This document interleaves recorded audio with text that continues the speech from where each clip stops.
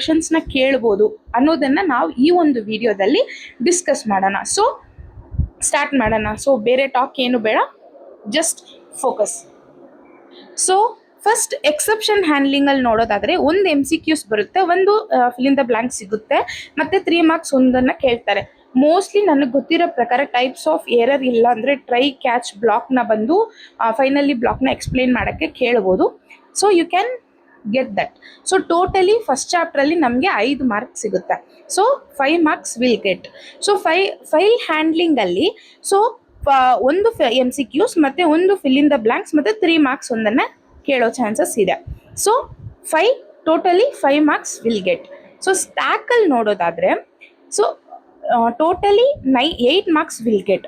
ನಾನು ಯಾಕೆ ಫಸ್ಟೇ ಮೆನ್ಷನ್ ಮಾಡ್ತಾ ಇದ್ದೀನಿ ಅಂತ ಹೇಳಿದ್ರೆ, ಸೊ ಸ್ಟ್ಯಾಕ್ ಕ್ಯೂ ಮತ್ತು ನಾವೇನು ಫರ್ದರ್ ಈ ಚಾಪ್ಟರ್ಸ್ ಎಲ್ಲ ಇರುತ್ತೋ ಈ ಚಾಪ್ಟರ್ಸಲ್ಲಿಂದ